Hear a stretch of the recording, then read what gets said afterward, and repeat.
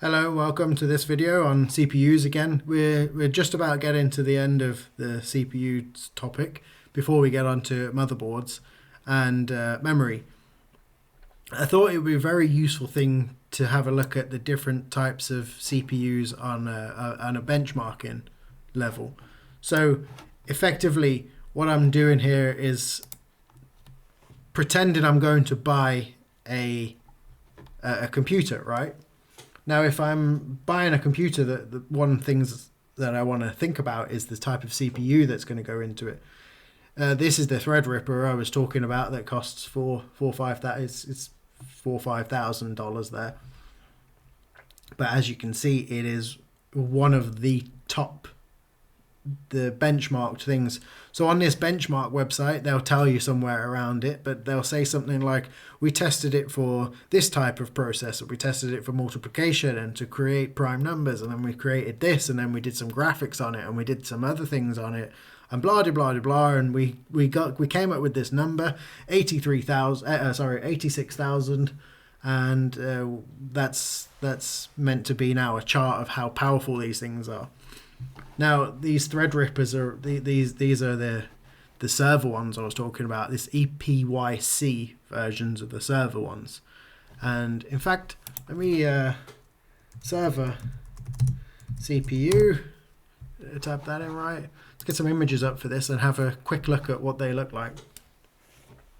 So we get some idea of basics. They're effectively the same, but we can see that there were some Xeon ones up there. Oh, it keeps flashing, sorry. There were some Xeon ones up there. There's some EPCY ones. Well, sorry, EPYC. There's an Intel. And yeah, I don't want to spend too long on this bit because it's not brilliantly important. But effectively, they're just different types of CPUs. Now we're looking at how powerful they are. There's nothing to stop me putting this CPU in a desktop, right? I would put this in a desktop. I wouldn't necessarily be running it as a server. I'm not sure what I would do with the power of this. When you click on it, you get a bit more of an in-depth overview of what it is. And as you can see there, that the socket is there. The 4.2 gigahertz, we know what that means.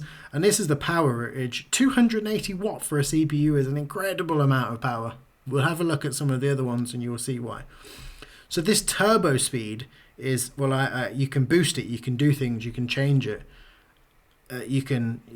Just like you can boost and tune a car engine, you can do it the same with a CPU. But it tends to standardly run at about 2.6 hertz. The last thing we'll go through is the cores and threads and the differences between them, and we'll get into the cache memory of this as well. So I just wanted to quickly show you really that this is a website. It's a very useful website when you're deciding things. I will show you an Intel Xeon Platinum.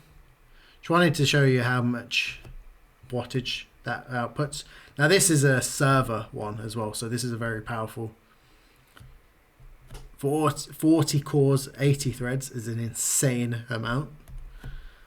We'll see why in a second. But I wanted to go down to these are the, where are we?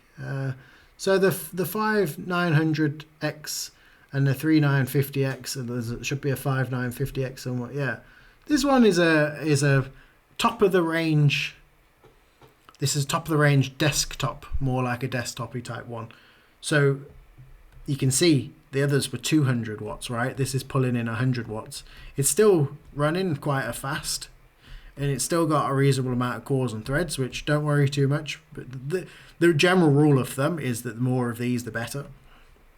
We'll go through that in the next video, actually. So I hope you appreciate that there's a vast differences in these. And we're talking 50% of the benchmark.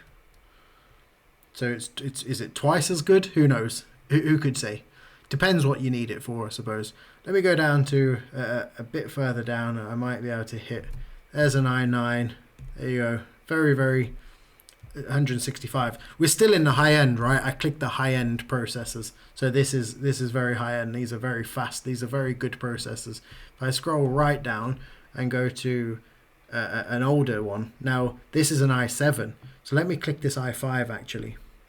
The i7s and the i5s are very powerful still. Of course they're powerful, but you can start seeing differences in the cores and the threads there.